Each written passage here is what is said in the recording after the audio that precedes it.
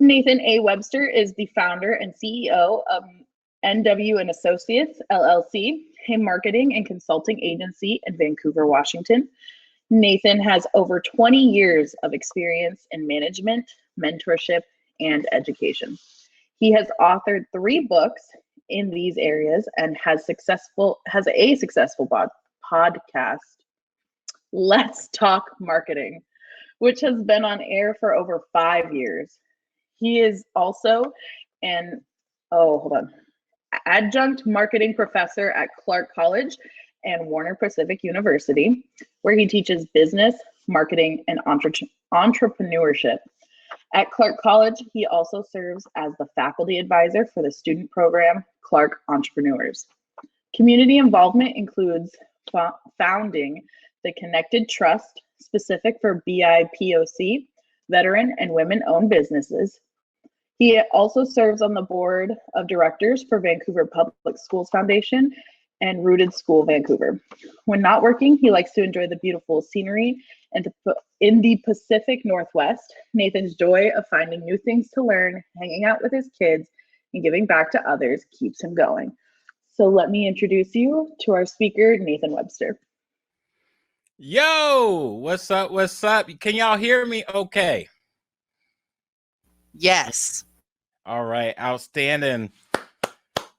All right, so I'm gonna try to navigate this as fast as I can because I want to see some of y'all chat. So where are y'all at? Tell me where you at. Where you at? Where you from? What city you from? Where you at? What's up? What's up? Where y'all at? Where y'all at? North Dallas. Okay, that's what's up. I got family in Texarkana. What's up? Okay, man. The Couve. Gotta be the Couve, baby. Gotta be the Couve. Issaquah. Wow. Pullman. Orange County. Trice. Oh, Tacoma. Okay. Oh, from Mexico. That's what's up. Spokane, Raleigh, man. I did a 23andMe. I found out I got some family in Raleigh. So what's up? What's good? All right, go Cougs. Hey, I want to say thanks for having me. I appreciate being here. I'm going to do my best to learn this new platform. I didn't do a trial run, so my apologies if I have any issues, man. Just don't blame them. Blame me. All right, blame me, not them. All right, so which I do appreciate not using Zoom because, man, Zoom is like, how many of y'all just tired of Zoom? For a show of hands, I know we can't show hands now in this, but for a show of hands, who's tired of Zoom? I know I am. I am so zoomed out. Even like family members say, "Hey, let's Zoom." For what? We don't need a Zoom. Matter of fact, you got an iPhone. Just please, can you want to FaceTime? Oh no, well then it's the same thing. So, anyways. I want to say thanks for inviting me to the folks at ASWSUG. Go Cougs. I am excited to hear my girl Rashida talk. It's always, what's the word? It definitely brings you back in a lot of ways when I hear her talk. It's soothing, it's relaxing, it's educational, and it gets you pumped up in a different way than say when I chat with you. It will be certainly different, but I love her speaking.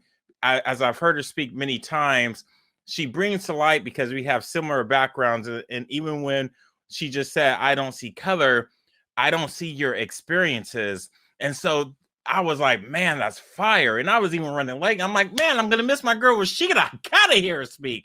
So I'm glad you had the opportunity to see and listen to Rashida because she spits fire all day long. So I definitely want you, if you're really interested in talking with her, to learning more, if something piqued your interest, just make sure you get in contact with her because she just gave you a little snippet, and not even just talking about what she'd be needing to doing with her business, because I'm about that business life as we're about to get into here. So I need to share my screen, and I'm really not quite sure how to share my screen. So there's at the bottom, there should be a video recorder, a microphone, and then the little screen. You click that screen and then it'll ask you which screen. Got it. So I need to share my entire screen, and I don't know. There you go. It will let me. All right. So here we go. All right. Thank you for that, Heather. I appreciate it. So when I was I can't remember who exactly approached me. I know Heather mentioned something to me about it after got an email, and I was like, okay, what do I talk about in regards to when it came to inclusion of the title of this presentation? And she was like, well, we don't know a title just yet, but we're coming up with one. I'm like, okay, well, I would like to know the title of this presentation so I can figure out what am I going to talk about. Well, when she said, okay, we're going to be focused on inclusion, and I can't remember if it was the leadership or if it was Heather, and I'm like, okay, bet, let's go, let's do this. Okay, so we're going to talk about inclusion, but I want to talk about inclusion in my own way. So when I said, how am I going to do this? And I'm going to share my screen for a moment. I know this is really weird to see it this way. Don't get lost. Don't get lost. I promise I'll stop. I promise I'll stop. Don't get lost, please. Don't get lost. Okay, so I'm going to show you my messy desktop, and you're going to see some other things. There's some of my ads. Sorry, I didn't close the stuff up. My bad. There's my COVID certification. I'm doing a lot of things right now. My apologies. This is kind of like all the things that I'm doing. I was make sure I listen to my Drake, you know, all that stuff. My bad. My bad. I wanted to show you this right here. This is really what I wanted to show you. And I have two computers open, so it didn't help. I had my computer open over there. I wanted to show you this right here. So it's not in my original presentation, but this morning when I was thinking about what did I wanted to start with inclusion, and initially I really just did not figure out how I'm going to do this icebreaker, because when I was growing up here in the Couve, Vancouver, Washington, I'm born and raised here. I went to Crestline, Y East, and then Mountain View. For those folks that are familiar with there, they're all part of white suburbia, and I've always been, in some case, the token black guy, right? Well, for me, I didn't believe I could be more than just what I am now. So my goal was to be a Marine, go into the Marine Corps, do 20, potentially 30 years, because this was the epitome, the iconic view that I saw myself as being what I would say successful, a Marine. And obviously, I became a Marine. As you see in this picture, I'm going to stop screen sharing. And let me stop sharing here and put it back on myself. So I showed you that because for me, it was super important that I did become a Marine, because I knew if I became a Marine, I was going to become somebody. And how many of you, and you don't have to put it in there, but maybe you can say me, how many people thought that you could never achieve the things that you wanted to do unless you had somebody else swag, you had someone else's shine? Which for me, I wanted to use the Marine Corps as my shine and my swag. So basically, I wouldn't need to do any work, so to speak. So for me, this was really important that I wanted to talk about how well Drake is everything. I wanted to talk to you about what really needs to happen in regards to what I want to talk to you today about, which is keep winning. So let me bring up my stuff again. And I'm going to close. Oh, I can't do that. Give me one moment here. Oh, wait, let's see if I can. Oh, here we go. I can do this. So yeah, I won't get lost. All right. So can everyone see my screen? Heather, can you just tell me if someone see my screen? Since yes, I did. We can see it. Perfect. All right. So today my title is Keep Winning, because I want to let you know that you're a winner. I'm not just telling you you're a winner. I'm going to tell you why I need you to keep winning, and don't get caught up in, oh, I'm this and that. Let's not get caught up with that. So as a business owner, run a marketing agency for the last, we're going on 6 years now. There's a lot of things that I have to tell even myself, Nathan, I need you to keep winning. When I started school back in 2001, it was the last possible thing that I ever wanted to do was go to school. I didn't read not one single book in high school because I didn't think I was smart enough. Plus, I didn't care. I was going to the Marine Corps. I even had scholarships to go to college, but I didn't do it. I didn't even pursue it. I had a full ride scholarship to Alcorn State University. For those that don't know, it's an HBCU in Mississippi. And I was like, nah, I'm good. I didn't believe in myself. So for me, school was the absolute start for me to find who I was. And so I'm grateful to be part of the Washington State University. I should put Vancouver class of WSU, but we all Cougs, right? I graduated in 2007, but I started school in 2001. So I've changed my major a couple times because there was a couple of things that I was like, you know what? This ain't for me. So today I want to talk to you about opportunity. So when we say opportunity, or when you think of opportunity, when you may hear opportunity, you may think of a lot of different things. And so I was like, how can I go about making sure I give you some visuals, as you can also possibly see my face, right? If you're looking, you might be getting yourself something to eat because it is lunchtime. I feel you. No, I don't want no one to be hangry. But when we think of opportunity for a lot of you, especially, I will say, and I'm assuming, so I'm not saying this is the shoe you got to wear or that I'm pigeonhole you in, because that's the last thing I want to be. But when I think about opportunity, I think of something that's going to give me something, right? That's for me. I'm not saying that's you, and that was for me back then. So you have achieved some pretty awesome opportunities, right? You're in school. You are attending this event, right? Because not everybody up in here. You're also pursuing a career. So you're winning, right? These are opportunities that we might not think they're opportunities, but they're opportunities, and you're winning. I wanted to use this image right here that I use for my consulting of what the sales pipeline would look like. And I use it as a funny joke, whatnot. And, you see all the prospects. We call this the funnel. At the top of the funnel, you have all these people coming out, but at the bottom of the funnel, there's no new customers. They're like, what's going on in the middle? And I wish, like guys saying, I wish I knew best. It's a little joke, right? But in this image, I stopped using it. Why? No one looks like me, right? Some of those little subtleties, once you get yourself immersed in the industry, when you get immersed in the things that you're doing, you start finding yourself to looking around and saying, there's something off here. There's some things that, even though you see the sales pipeline is centered, they're trying to tell you the story, you're starting to notice, man, how come there ain't no black or brown folks up in there? I don't see me up in there. So we start seeing what we might call an opportunity, not an opportunity, because we're not familiar with it. But until we get familiar with it, we can start to see like something's off, but I can't put my finger on it. And then you start to say, now I can pinpoint it. Now I can see what's up. And so everyone is different, but I have no problem with calling things out, and sometimes it's to my own detriment, but I got to be me. So I say, this is where some of you may say, like, I am not ready yet, or I don't feel comfortable yet. And this is where, like, even in your own position, you feel like, oh, I just need just a little bit more. And you say, I have this imposter syndrome. For what? You don't, like, you look at all that you achieved in this way from you to get right here.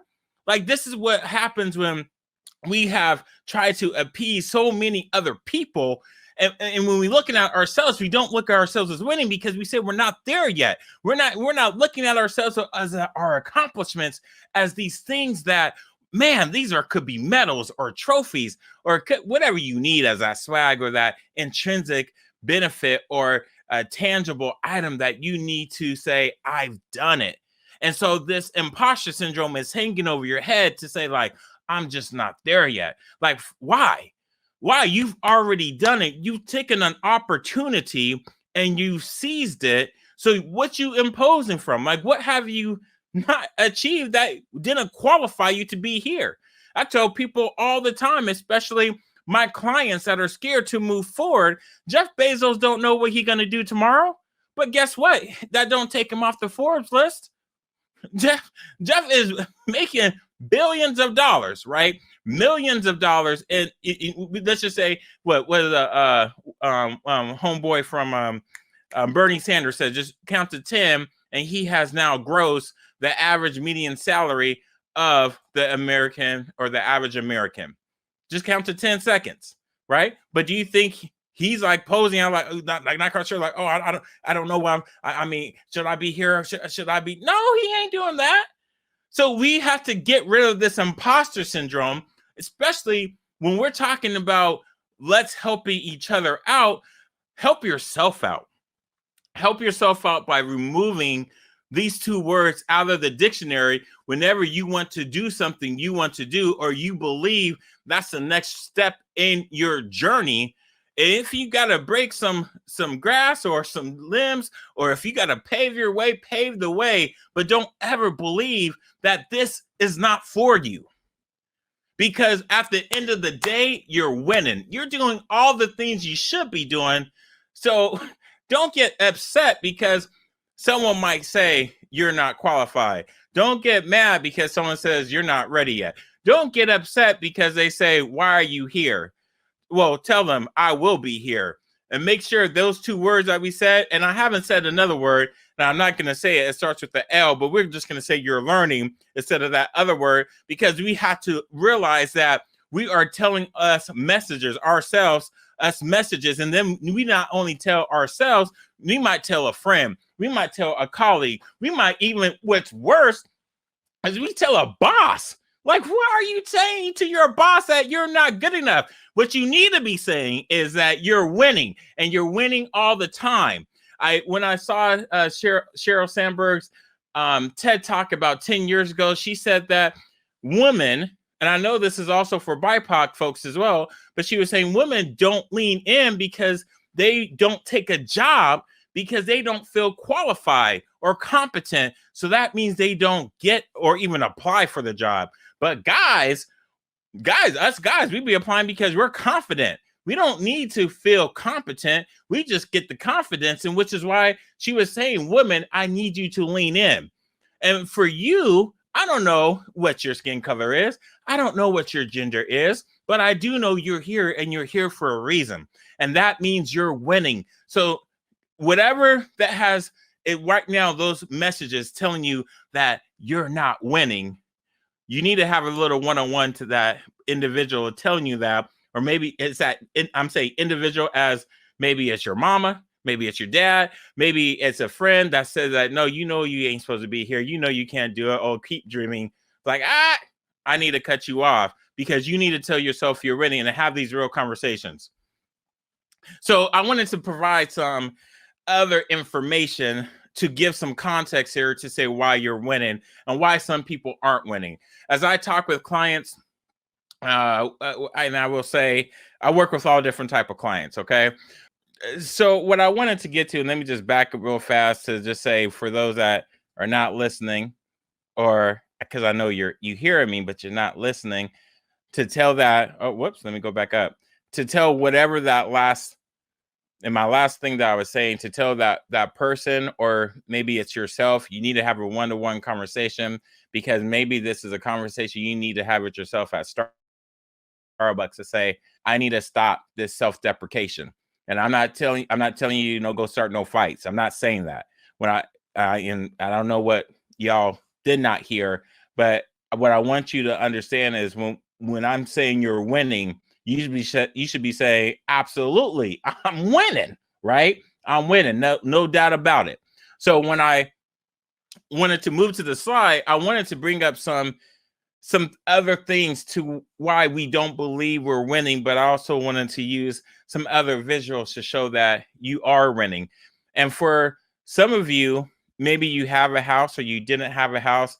I got this stat, and I think it's one of the things to where, and I wanted to go someplace with this, but I'm going to switch it up, even though my slides are already in order. We have in American society an infatuation with materialistic things, but we all need a home, right? We all need some place to lay our head down at night. And so when it comes to this piece of this graphic here that you see, it's talking about the wealth gap. And on the right, you see the Black wealth is at $17,000. The white wealth says it's 171,000. But when you look on the left in the income gap, it's not that bad in regards to like, okay, it's only 42%. But what happens over time, you go to the right side of that image and you see the 90%, right? It's not, you can say for income wise, okay, it's not that bad, but over the long term, you do not have the same assets. So this is basically saying Black folks has $17,000 worth of assets when white folks have 171,000 worth of assets. Now, you can be saying like, look, I'm right, I ain't got that. and some Black folks say, hey, I don't got something, I got a lot more than that, right? So this is just what the data is saying. And so when I read the article, and they were saying there are three things that anyone that wants to learn how to get the income to where they take themselves to the next level, to where they have wealth. Number one, they were finding that a lot of folks don't have bank accounts. And I can attest, when I come to the financial component to my Business 101 classes, there seems to be always one person that doesn't have a bank account because they keep their stuff in mason jars. I'm like, what? So it never fails. Number two, higher education. Now, I'm talking to the choir here, so this is not anything new. But I will say one thing that has always boggled me with some folks is, and let me first focus on the folks that are mid-30s, mid-40s, and they're complaining about everything. But I'm like, where did you hear that from? Or why is that? Did you look into this? And they were like, nah. I'm like, well, you're going to have to spend some. Nah, I don't want to. Like, you will need to learn, right? Well, why do I have to? They don't want to learn. So there is a sense of, yes, you need formal education. Not saying everything needs to be formalized, but what's quintessential is you can never stop learning if you want to get ahead, especially if you want to build wealth. Number three is they're saying pursuing a career. Now, bank accounts say no big deal, right? Education is like, we know how to formalize, and especially pre-COVID, but post-COVID, pursuing a career, woohoo! We know that is a totally different subject, right? Post-COVID, there's a whole lot of stuff going on. But as my man E.T. says, never waste a good crisis. And I think this is the time where if this is the opportunity to seize on, man, this is the time. And I think, unfortunately, some of you, I would say even myself, let me just talk about me. I pursued a career when that wasn't me. Me was being my own. Matter of fact, here is a good example. Someone just sent me a job application for this high exec position, and they're like, hey, this would be great, King. And I'm like, oh, okay, I thought of you. And I'm like, bro, I said this. I'm not trying to go work for nobody. I'm working for myself. He was like, oh, no. I didn't mean that. I meant for you to share it with your network. I was like, oh, like, don't come at me like that. I ain't about to go work for nobody. I work for myself. I'm building my own brand. I need to build my own company. As I'm hiring people, because I need to do X, Y, and Z, I want people to come work for me. I don't want to go work for anyone except for my clients. So we have that opportunity today to do that. And I know some of you are like saying, I don't know. I don't know, because there's some things that I just can't do. Well, I tell you, I've learned to fail forward on so many things. You can hear me say fail forward. Everything that I've learned from my own thought leaders, and let me help you out. So when I say my clients, my business, my goal is to help clients that make $5 million or less. And it's also too, when you go with banks, but you have small business bankers and you have large business bankers, that's their threshold too, is $5 million. Well, I'm working with several companies and individuals whose net worth is more than $5 million. I'm not going to say, no, I can't work with you because you exceed that amount, but that's what some people do. I had one student talking to a multimillionaire. My multimillionaire dude was trying to get this person a job. And that student was like, oh, I can't do this. Oh, I can't do that. Oh, I don't want to do that. I'm not good at this. My multi-million-dollar friend, they were trying to rack their brains, say like, I really want to help you as a student, but that student wasn't even understanding that they had an opportunity in front of them, and all they had to do was ask, but they were all up in their head and their feelings like, oh man, I just can't do it. I just can't do it. I mean, I don't know what I can do because this is in my own comfort zone. And the problem is you still up in your head. But when I'm telling you that you're winning, you still thinking, well, I'm winning if I can just get here. Well, how come right here, right now, isn't that you're winning? So this is what I say, that conversation, especially if it's someone that told you that, well, you probably need to look at them and say, hey, look, this is what we gotta figure out if we still gonna be homies. This is what we need to talk about. So you winning in that regard. And so let me bring it back to the main title here, inclusion. We can't get ahead if we can't bring everybody to the table. Right? If you just say I'm here, well, what about the other folks? Right? What about everyone else? Because we say we here, but how you really say I'm here? I'm here. So winning creates opportunity. And that's one thing I really wanted to get across, because the beautiful thing when you win, and I was just telling this to my kids yesterday, I say I hate being late and I hate to lose. Well, they say, Dad, well, you do play games. The only games I know I'm going to win. So if I know if I'm going to lose, I'm not going to play. Nor am I thinking about even learning it because I don't want to lose. Winning creates the opportunity for you to go to the next level. But the beauty about that is it creates someone else the opportunity to go to the next level. The other piece that it does when you are winning, it is the opportunity that has a cost to it. Right now, you are here sitting on this hop-in platform, learning about how to be inclusive of others because there is an expense. As I tell my marketing clients, you can get yourself out there. You can spend a lot of time and putting yourself and going to every single network section. And they say, well, how much do I need for a marketing budget? Well, I mean, because you need to understand your ad spend. And when we say, I'll say about $500 to $1,000, because the first question is like, well, all depends what you want to do. And they were like, well, just tell me a ballpark figure. I'm like, well, $500 to $1,000. They're like, oh my God, that's a lot. Well, that's 30 days. And if you do 30 days with 1,000, that's around $30 a day. You can then drive around town, empty out your gas tank every single day, tell everyone and their mama who you are, what you do, and see if they want to buy your product. Or you can just buy an ad, put it on Google, and you can see how many people are clicking on it. And it's working smarter, not harder.